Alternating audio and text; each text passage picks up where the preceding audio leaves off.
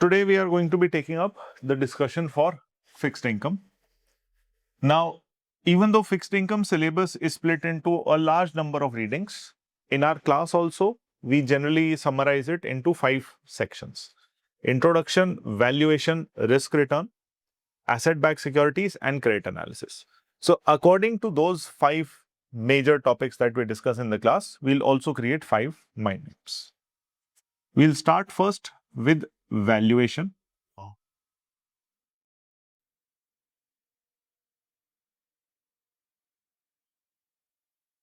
Now, for valuation of fixed income securities,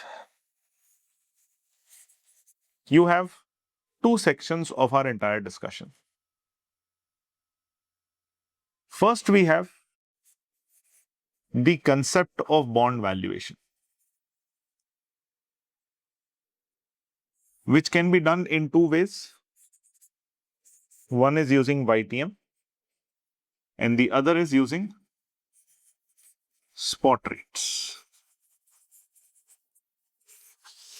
For YTM based valuation, we use the TVM functions of our calculator. So you are going to use TVM functions.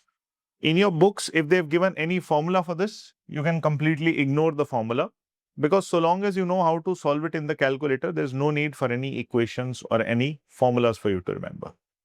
So for this, time value of money is relevant. Only variation that you can get here, which might be slightly tricky, is if you have bonds which are paying coupon on semi-annual, quarterly, monthly basis. So in that case, you'll have to adjust the TVM inputs accordingly. Apart from that, this is the easier approach. Now, YTM approach has one problem. YTM means yield to maturity. Return of an investor who will hold the bond all the way till its maturity date. But not every investor in the market will actually buy the bond and hold it till its maturity. So to fix that issue, we have an alternative: spot rates. So spot rates are derived from zero coupon bonds. Comparable zero coupon bond. So let's say I am analyzing a particular bond which has B rating in the market. So I will look at similarly rated other zero coupon bonds available in the market to derive the applicable or the appropriate spot rates.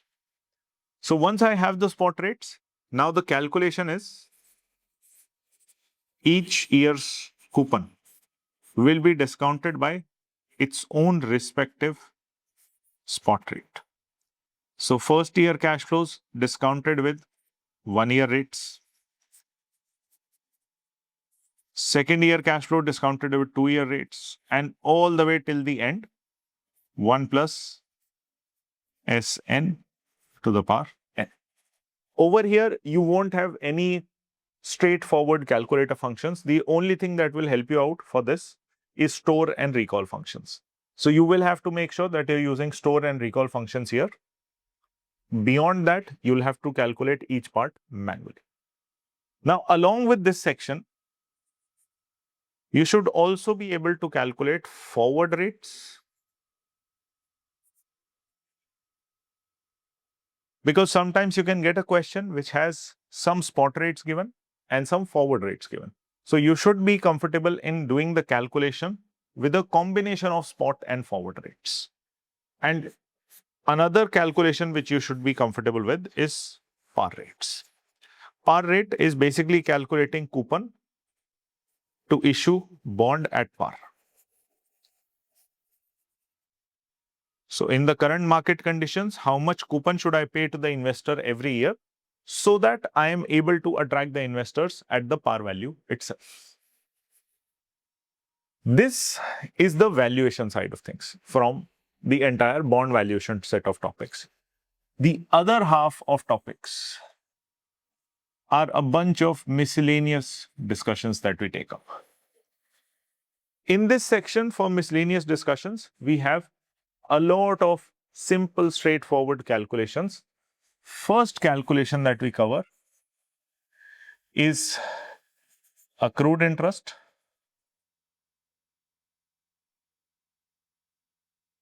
flat price, and full price.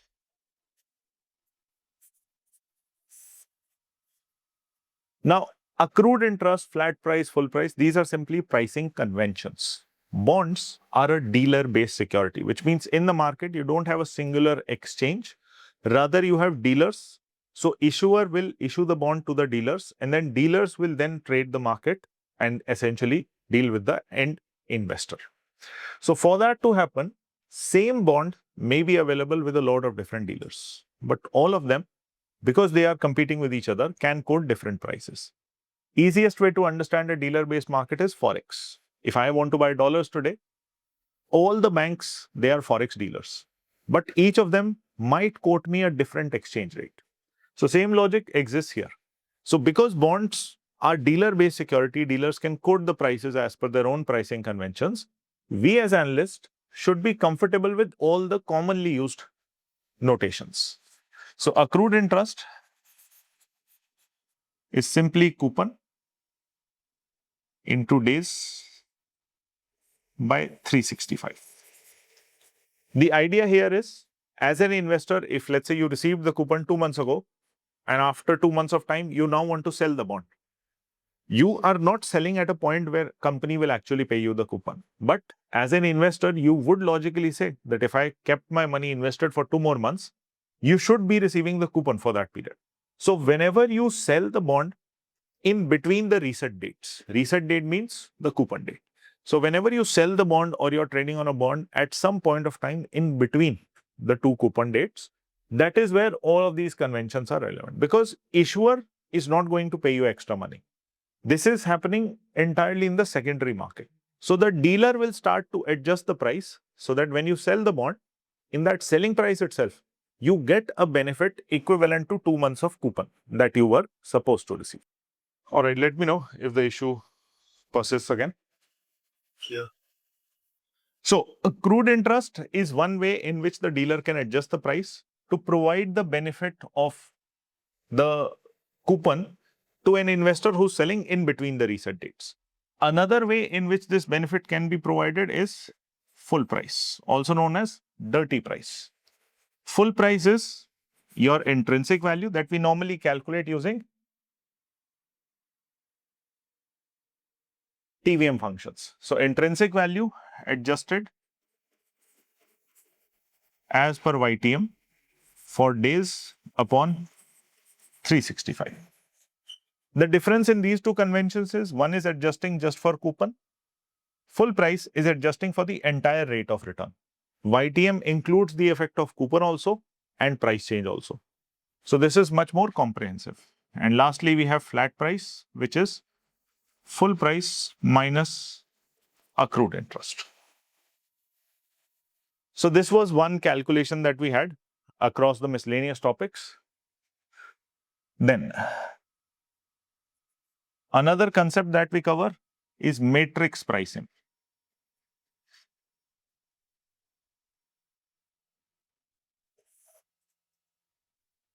Matrix pricing is simply deciding the ideal YTM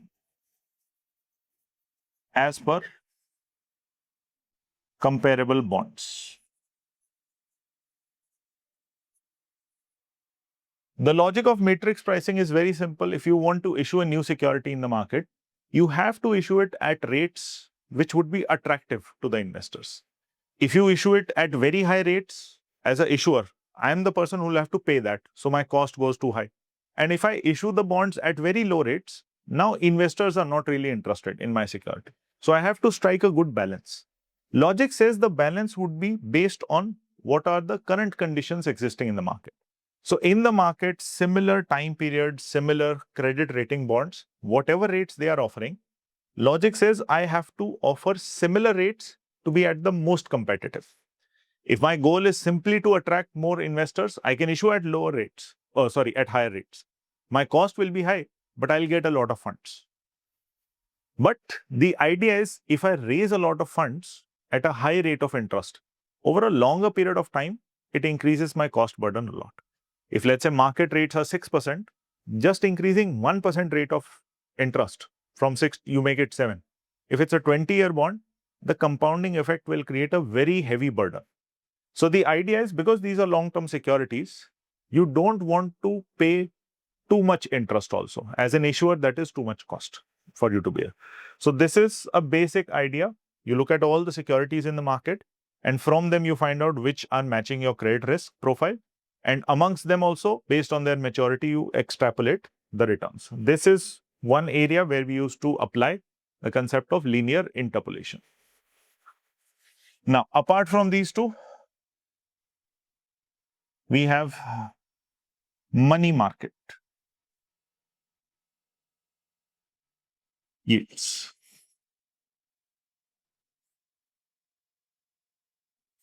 Two approaches: add-on yield, which views the discount in context of issue price. Issue price can be thought of as par minus discount multiplied by 365 by days, because these are short-term securities, securities that have a maturity of less than 1 year. Because the maturity is less than 1 year, to annualize, I need to multiply it. And we do this using simple interest concepts. And other way of looking at these securities is to look at the return as a discount on the par value. So discount by par value, 365 by days. If question provides you a specific instruction, you can follow 30 360-day convention here, but we will not assume that from our own side. By default, the assumption is always 365 days in 1 year. Apart from this, bond equivalent yield is nothing but add-on yield on 365-day basis. So this first formula is exactly the formula of bond equivalent yield also. So whenever you get a question asking you to calculate bond equivalent yield, you're essentially calculating add-on yield as if we have 365 days in 1 year. For this, the technical kind of questions are the ones where one rate is given and you have to convert it to another. In those questions, you'll have to always follow a step-by-step approach.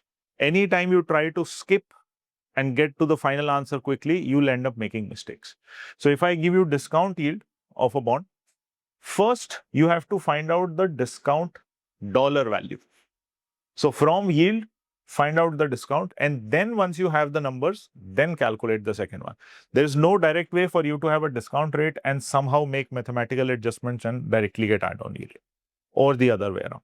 So always, whenever one rate is given and question is asking you to calculate another, you will have to follow a long process that you first find out the issue price and the par value or the discount. You have par value, you need to find either the issue price or the discount. Find one of them, and then using that information, solve the second one as if it's a brand new question. So 2 steps will be required to make sure you get the right answer at all times. Apart from this, we had another discussion regarding spreads. Spread is nothing but difference in rates. So whenever we look at rates, rate of return is a reflection of how much risk we expect in the securities. So even though spreads is difference of rate of return, for interpretation, for analysis, spread indicates risk. Higher the value of spread, higher the risk that we will be observing in our bonds. So for spreads, we had benchmark spread, G spread, I spread, Z spread, OS. Out of these, Z spread is only applicable when you are doing valuation of the bonds using spot rates. If my bond is some sort of callable or putable bond, then Z spread is what we'll refer to as option adjusted spread. So both of these are identical. The only difference is one is for a straight bond, the other is for callable and putable bonds. Now, apart from this, we had a bunch of extra discussions. These were small calculations throughout the chapter.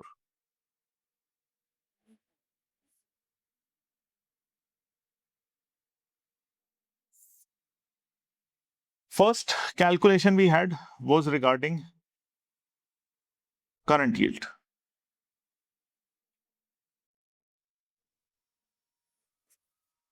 Current yield is a common formula that we use for all types of securities. In fixed income, it is calculated as annual coupon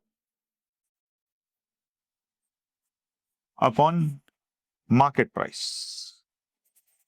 The idea is if today someone was to purchase the security, what is the actual amount of return they can expect in current basis in the next 1 year. Then we have simple yield. Simple yield looks at coupon plus straight line method price change. So whatever is the discount or the premium at which you have issued the bonds, those adjusted over the rest of the life of bonds, that is what we call straight line adjustment. So if I issued the bond at, let's say, $900 and it has a maturity of 10 years. So the $100 discount I have given, divide by 10, that is the number. This divided by market price. Apart from this, yield to call, yield to put, and yield to worst. Yield to call is the return of an investor if the bond gets called on the call dates. Same for yield to put. And the lowest out of YTM, YTC, YTP, that is called yield to worst. The lowest return the investor would get in any scenario. Apart from all of this, we also had discussion for capital gain on bonds. In all the other security, capital gains are simply the difference of purchase price and selling price. But in case of bonds, capital gain represents selling price minus intrinsic value at time of sale.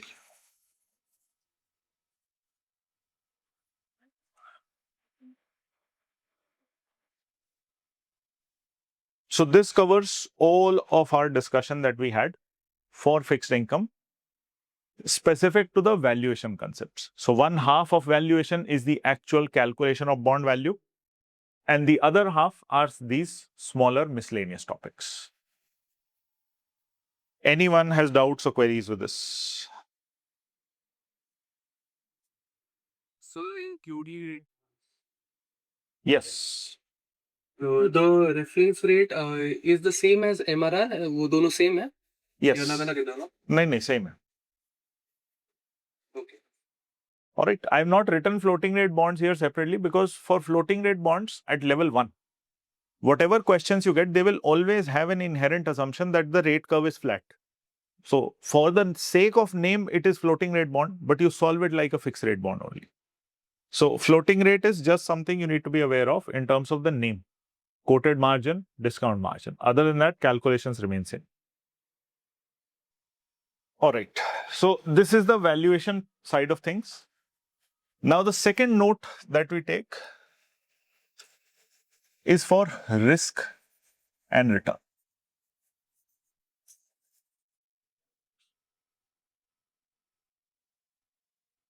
Over here, we first start with the basic relation of price and rates. Price and rates, they have an inverse relation. When rates are going up, price will fall, and fall in rates will affect the price much more than increase in rates would.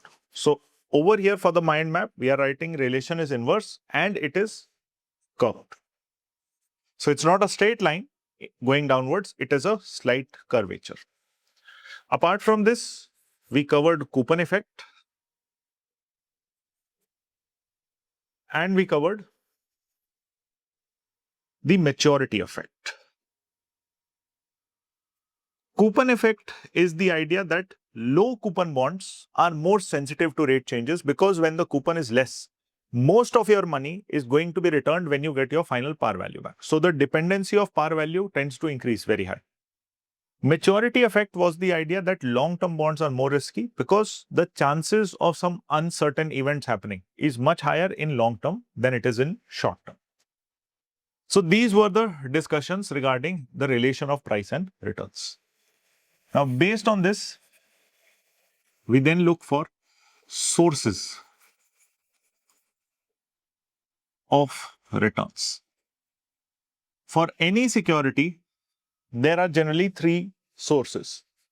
It's just that in our entire level 1 syllabus, we cover it in fixed income. So we give them names specific to fixed income. But for all the securities, one source of return is your recurring income. Here we call it coupon, but the same logic exists for equity also. In equity, you call it recurring income, dividends. Second source of return is the price change. Secondary market, how much price you'll get when you sell the security. Third source of return is reinvestment. Reinvestment is something that we assume in all of our calculations. We just don't need to adapt to it mathematically because we always assume reinvestment rate is same as discount rate. That is a standard assumption of time value of money. So don't go on thinking that because we've covered this only in fixed income, it's a concept of fixed income. No, reinvestment is a concept of general finance. Now, sources of return help us to identify that an investor who is primarily interested in making sure he gets the right price and gets the coupon on time, that is a short-term investor.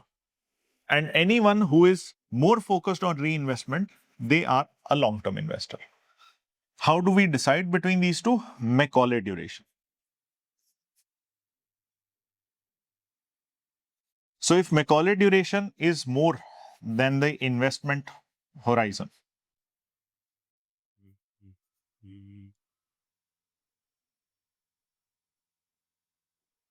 so you're investing for a less period of time than Macaulay duration, then this is a short-term investor. And if it is the other way around, then it is a long-term investor. So if you invest in a bond for more than its Macaulay duration, that would mean that reinvestment is going to be a bigger contribution to your source of returns. You can also think of Macaulay duration as being the point where both of these balance out. Your dependency on first two and the reinvestment would pretty much be at that point of indifference. You're not preferring one over the other, they are both merging together. So this was our discussion for sources of return and Macaulay duration. We then followed it up with discussion of duration and convexity. Ideally, if institute provides you with the information, then modified duration should be calculated as Macaulay duration upon 1 plus YT.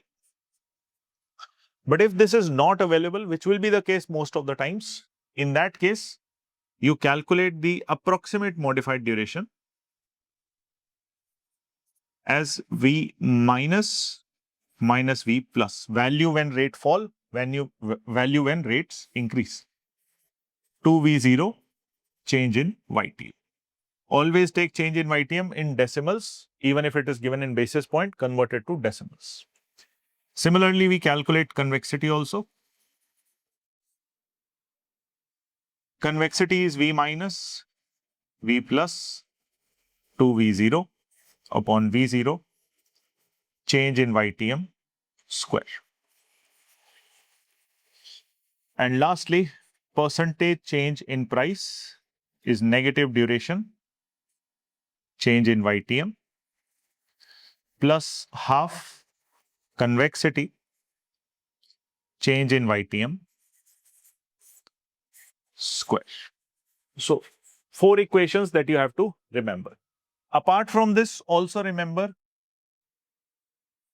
that in the graph structure, duration captures a straight line movement.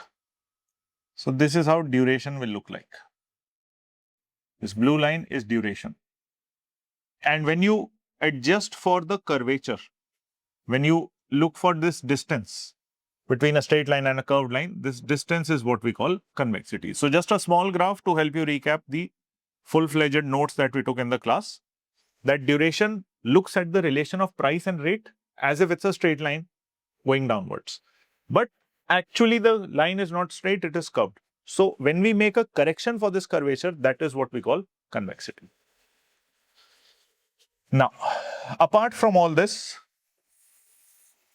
we had a bunch of small miscellaneous topics to cover here. First was the difference between modified, effective, and key rate duration.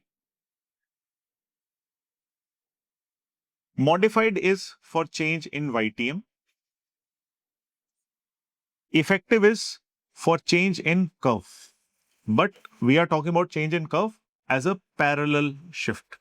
So if my entire interest rate curve parallelly moves upward or downward, parallel means 1-year rate, 2-year rate, 5-year rate, 20-year rates, all of them are moving up or down by the same amount.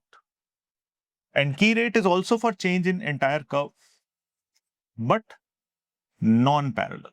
So this is a situation where maybe long-term rates are being affected more than short-term or vice versa. Meaning should be clear. For effective, your formulas remain exactly same. Instead of change in YTM, you have change in curve. So as far as mathematics are concerned, same formulas. But meaning-wise for theory questions, you should have clarity in all three. For key rate, at level 2, you study that if a table is given of key rate duration, how to interpret it. At level 1, simply knowing what key rate is, what is its comparison with the other two calculations, that is more than enough. Now, few students have raised the query regarding, I think, a term given in the books, empirical duration and so on. Empirical is just the fact that we are calculating using historical data. Empirical doesn't mean that it's some fourth or fifth kind of duration. Empirical simply is used when we are doing the calculation based on historical data. And here, we are not doing calculation based on historical data. We are doing it based on our valuation approaches. So if you guys recall, in quants, we study probability, priori, and empirical. So empirical duration is not a type of duration. It simply means that the curve that you are studying is created based on historical data, based on how in the past, if rates went up 1%, how much the rate changed for the price. And if the rates went down, then how much the price of the bond in history has actually changed. So when you use actual historical data instead of valuations here, that creates an empirical duration. You don't have calculations, but it's a word mentioned. Do not treat it as a new type of duration. It's just an approach to calculate the duration. Now,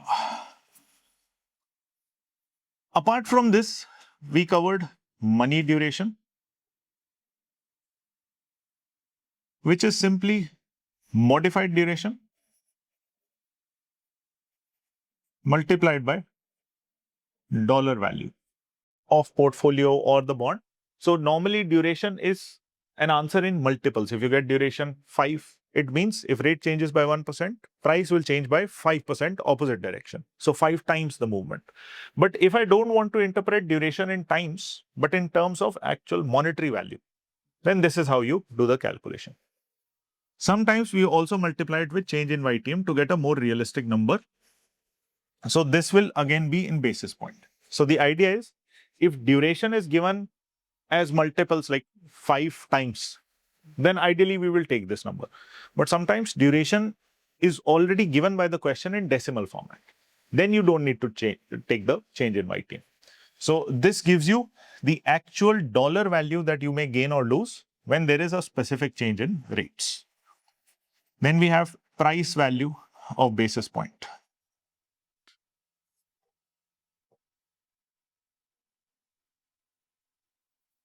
This is V minus V plus divided by 2, where V minus and V plus are the value of bond when rates change, increase by 1 basis point and decrease by 1 basis point. So these are all of your calculations and discussions from fixed income risk and return.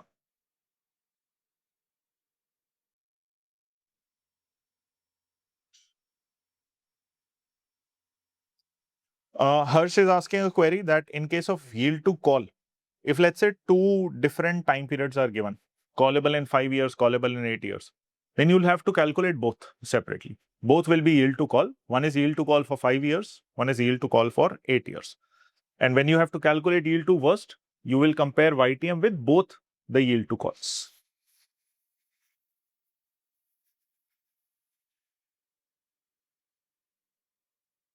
Tanish is asking a query that for this formula, percentage change in price, if convexity is not given, then you only solve as if the formula is negative duration into change in YTM. So if convexity is missing, you solve only based on duration.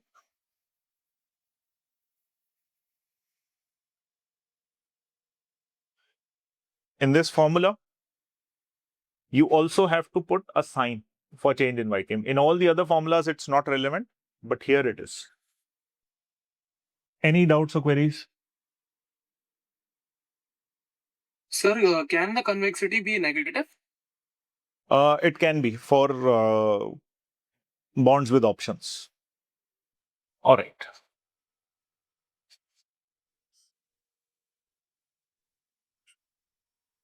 Third one that we'll take note of is callable and putable bonds. The intro chapter doesn't need any sort of complex mind maps because for us, we anyways took that discussion as just a bunch of miscellaneous topics, right? In the class also, we cover valuation, we cover risk return, we cover callable, putable bonds. And then your introductory chapter where you have discussion of types of bonds based on issuer, based on coupon and stuff. That is just terms and definitions. So for that, our class notes are already concise enough. You don't need mind map, but you will need mind map for callable and putable bonds because these are discussed in various places of your syllabus. So firstly, meaning.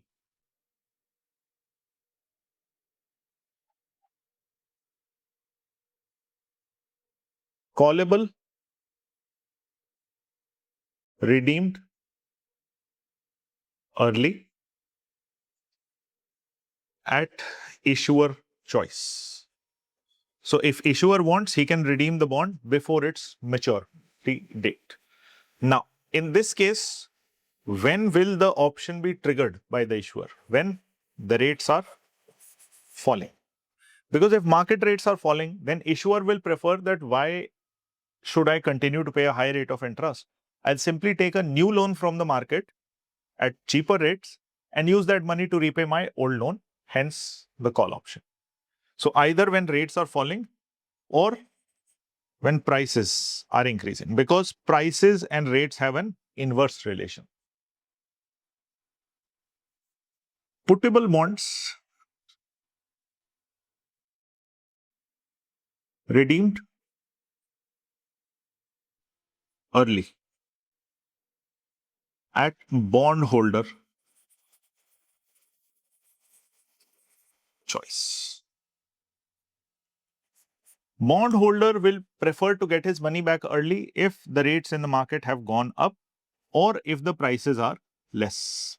If the market prices have fallen very low, then I would prefer to use this option to get the par value and be done with the investment.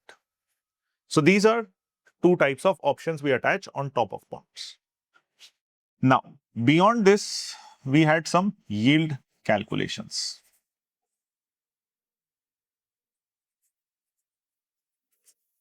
This is where we again link it with our original mind map itself, yield to call and yield to put. Basic TVM functions. You just have to remember one thing for calculating both of these. You will only look at timeline from 0 till the date on which they can be called or put. Apart from this, option styles.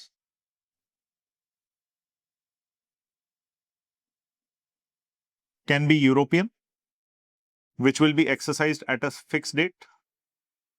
American, which can be exercised at any point of time across a certain period. And Bermuda style, which is like American but with some lockout periods.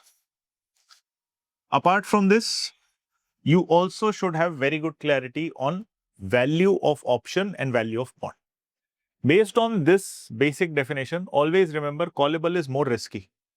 Whichever bond is more risky for the investor will prefer more rate of return from that. If I'm exposed to more risk, I would prefer more returns. So as a result, what ends up happening is call option value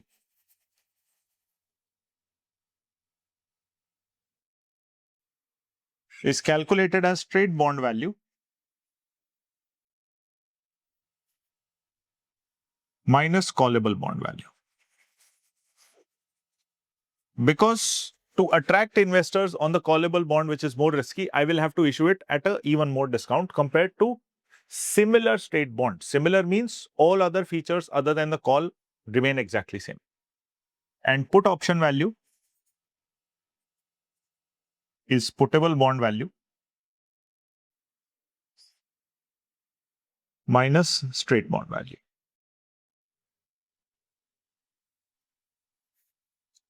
This is extremely critical because at level 1, you don't have questions on how to calculate value of callable bond, putable bond. You can only have yield calculations. At level 2, you study how to calculate these two. But you can still get a lot of statement-like questions at level 1. So you have to understand option value and bond value. It's two different things. This is value of bond with the option. And if you just want to see how much the value of bond is changing because of existence of just this call feature, that is call option value. So option value is simply how much value of bond is increasing or decreasing because we added an option on top of a straight bond. Now, why is this important? Call option value is inversely related with the bond's value. But for put option, it is directly related. So you can often get questions where certain statements are given and you get a question saying which of the following is most likely or least likely correct. So in those cases, you have to be very careful whether the statement is talking about the bond or the option value. So within these, you can expect that you will get theory questions based on statements. So make sure you have clarity on this. Then lastly, we had duration and convexity.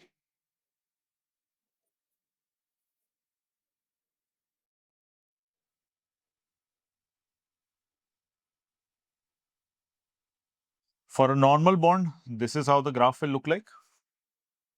If you want to look at a callable bond will have a limit on how high the price can increase. So at high rates, it will behave similar to a normal bond. At lower rates, the bond will get called. So it will have a ceiling on how high the price can rise.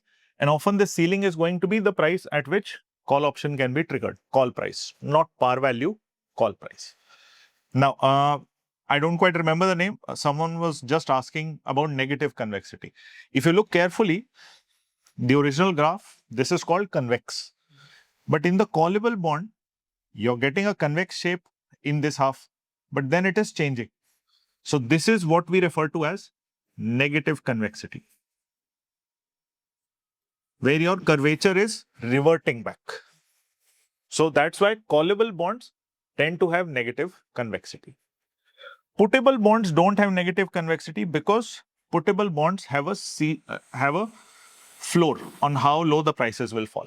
So what is happening here is it is maintaining the same curvature.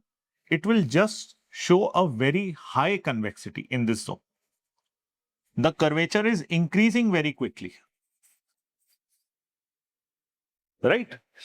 Curving in the same direction, but all of a sudden the curvature has become very sharp.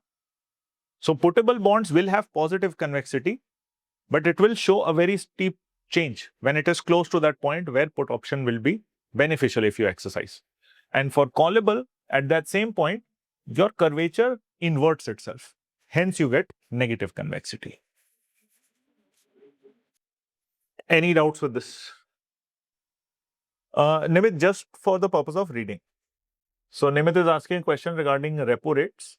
So detailed calculations like haircut or margin calculations, you don't need to worry about them. Just go through that section of the book as if a basic reading. The numbers are given mainly to help you connect that topic with how the margin works for equity and derivatives. For example, a basic calculation of what is repo rate, if I have to extract it using numbers given, not the haircut or anything else, but just the repo rate from the numbers given, that should be there. And you should know the features or the factors which will cause this rate to go up or down. So be able to interpret all types of margins, what their meaning is, what is repo rate, how to simply calculate repo rate if dollar values are given, and factors which will affect this rate to go up or down. That much understanding is more than enough for the purpose of exam. Nimit, arbitrage free valuation is what we do using YTM and spot rates.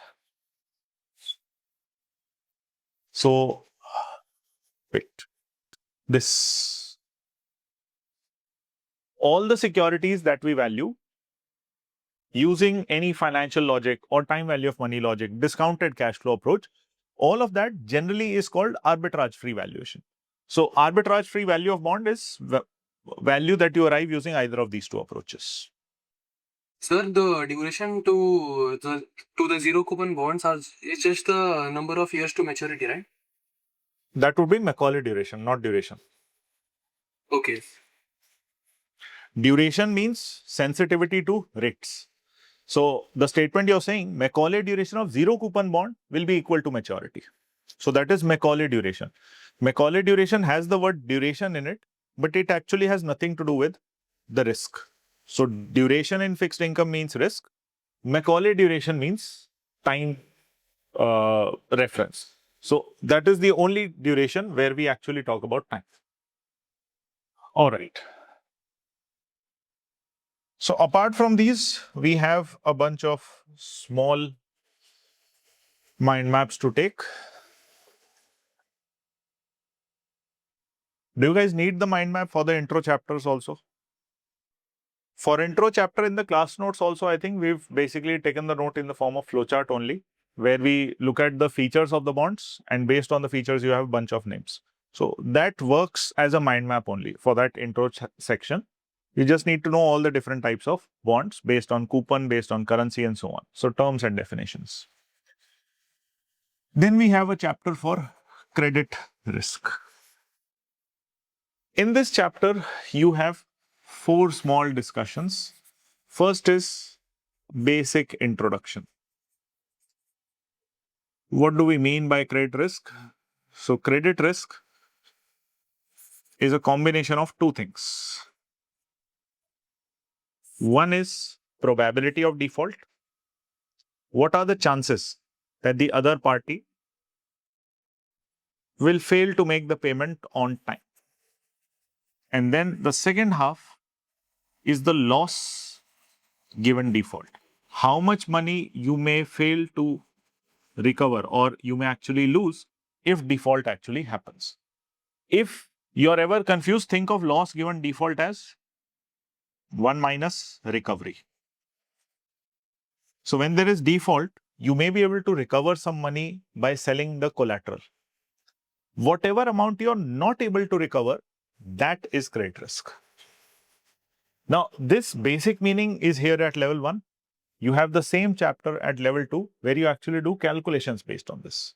So calculations are part of level 2. Occasionally, if you get some question in your books where they have given numericals, you can completely ignore them. Now, apart from this, for credit risk, we had a discussion for credit ratings. For credit ratings, the basic table for Moody's, S&P, and Fitch. Investment grade and non-investment grade. This should be clear. You should know which rating is high, which rating is low. If I give you 2 ratings, you should always be able to compare them and figure out which bond is safer. And you just need to remember the point till which both of these or all 3 of these are considering the bonds to be investment grade, safe enough for people to invest. So just remember that point where the decision changes from investment to non-investment. Apart from this, we had discussion about limitations.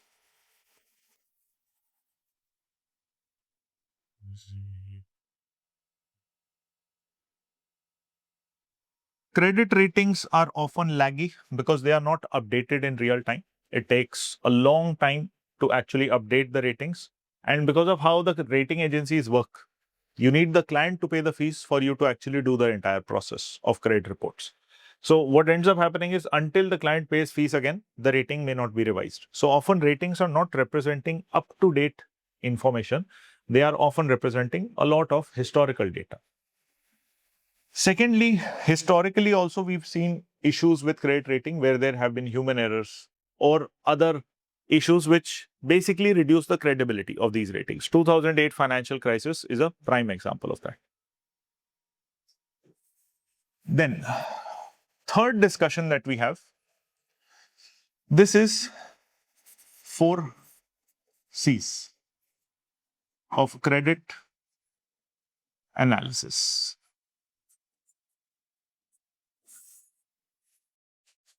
Four factors that we study for any bond, for any security to actually figure out what sort of credit risk profile we are looking at. So here we look for collateral, we look for covenants. Covenants are basically terms and conditions of the contract of bond. The bond's contract is called indenture and all of its terms and conditions are called covenants. Covenants can be both positive and negative. Both are designed to protect the investors. Positive encourage some action to be taken by the issuer. Negative restrict some action that the issuer may take. Now, covenants and collateral together. These are very big parts of deciding how safe the bond is right now. Whether we talk about asset-backed securities, where we study the concept of tranching. Tranching is also covenants, where you create categories within a bond, senior, subordinate, on who will get the payment first. So that is nothing but you making provisions in the terms and conditions of the contract.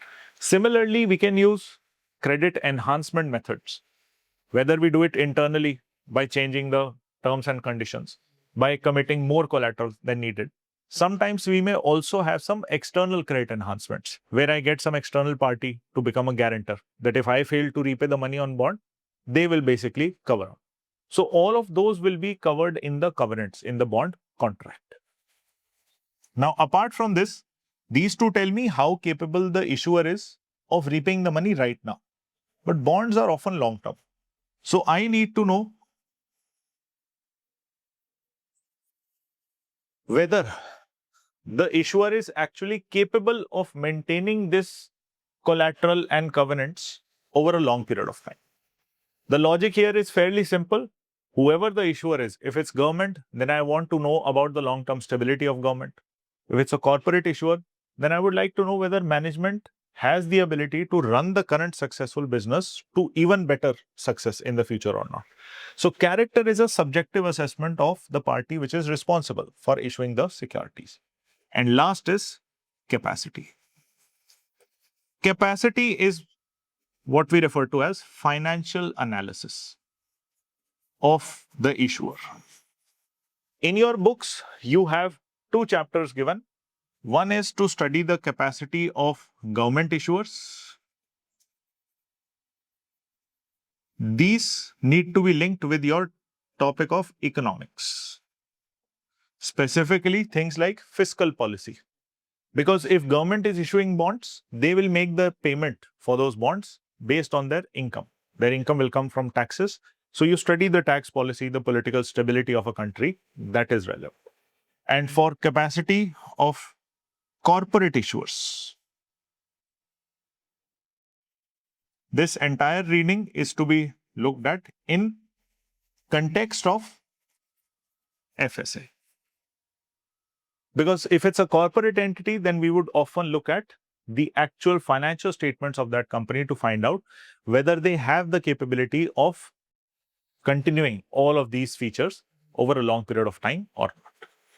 So depending upon who the issuer is, what sort of analysis we do, whether we are doing a financial statement analysis or an economic analysis, it will change based on who the issuer is. Any doubts or queries with this?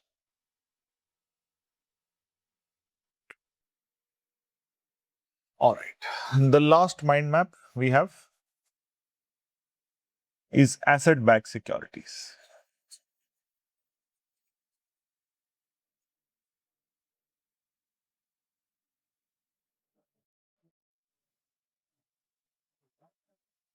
For asset-backed securities,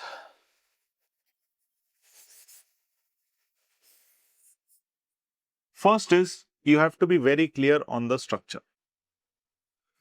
When you look at the books, you'll often find that books have a lot of technical language given because it's a theory-based topic. But in the class and for the mind maps, we'll focus more on the LOS wording. The LOS for this entire set of 3 or 4 readings, which are covering asset-backed securities, LOS, the objective statements for every topic, they mainly focus on describe and explain. That is it. So, too much complications are not really relevant for the purpose of exam. It's just that the topic is such that institute try to explain as much of it as they can. So for that reason, your books often feel very overwhelming for this section. And you need to have a basic understanding of a bunch of terms and definitions. So firstly, the structure where we have an original entity, bank or any other financial institution. They have assets in the form of loans. These are sold to a special purpose vehicle. They purchase the assets. Based on the assets, they then issue bonds. And the money from these bonds is paid to the bank. Because banks are selling their assets, so they have to receive some cash to actually execute the full sale. And SPV is purchasing the assets, so they also have to make the payment. Once this is done, now SPV is what we call securitizer. These bonds are called asset-backed securities. Why do we give them this name? Because normally for a corporate bond, we would look at their financial statements. But SPV by nature is a company created specifically for facilitating this transaction, which means they don't have any profit motive. They are not a company created for profit. This is a company created for facilitating this arrangement. So because this company doesn't have its own operations, we can't analyze these bonds as if they are corporate bonds, because then we don't have anything to study in the financial statements. So why are these unique category of bonds? Because how successful the bonds will be depends purely on the performance of assets. Now, these assets can be of variety of types. We can have residential mortgages.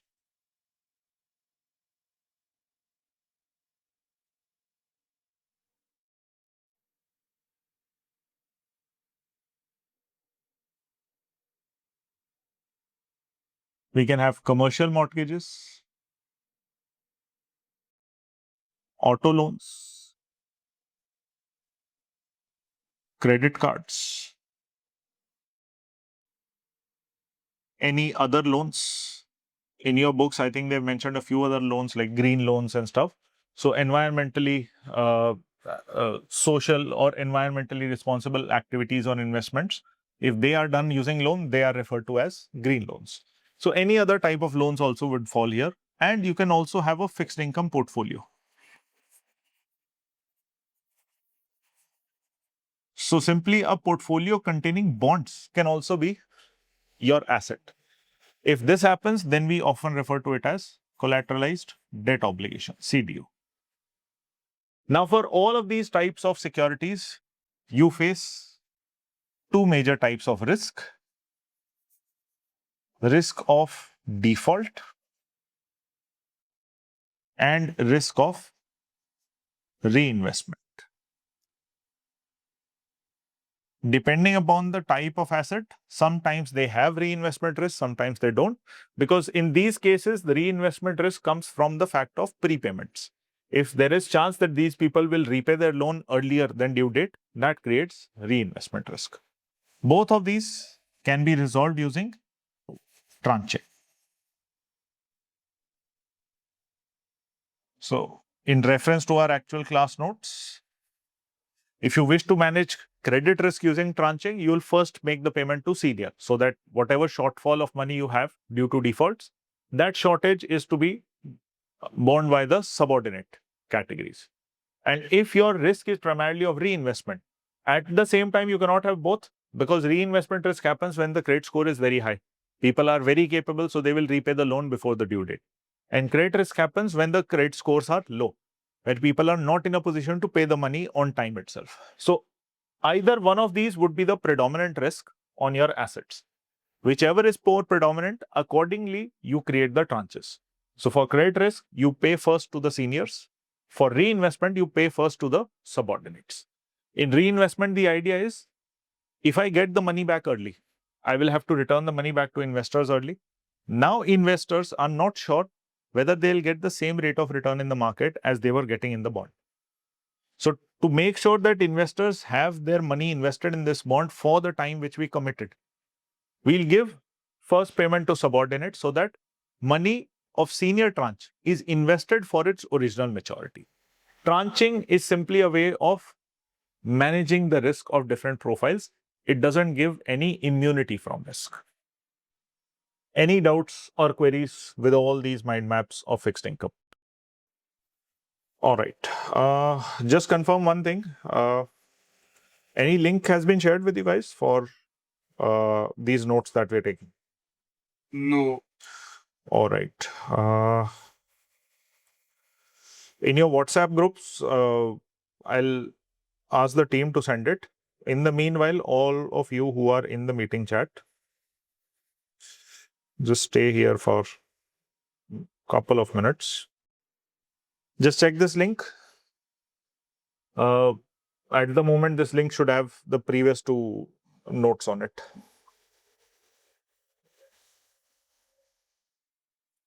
Yeah, cool, got it. All right. So keep this link as a reference. As we go further, every topic's notes, I'll add it on this link itself.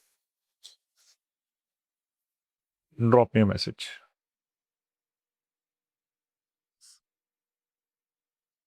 Any other doubts or queries with fixed income? Sir, can you explain notching? Yes. So in credit rating, what happens is that rating can be issued to the security or to the issuer of security. So like Government of India has a rating, and the bonds they issue, they also have a rating. Similarly, Reliance Industries as a company has a rating. The bonds that they issue, they have a rating. So we call it issuer rating and the issue rating. Now what ends up happening is, logically, you can't have a situation where bond is safer than the entity who is issuing the bond. So you may get some personal guarantees from external parties to make it a little more safe. But the idea is it will never be exceptionally safer than the issuer. So if the issuer has rating B, maybe you go 1 or 2 rating above or below for the securities that they have issued. So that concept of adjusting the rating of security in reference to the existing rating of the issuer, that is called notching. So you maybe go 1 or 2 notches up or down. All right then. So for today, we'll keep it at that.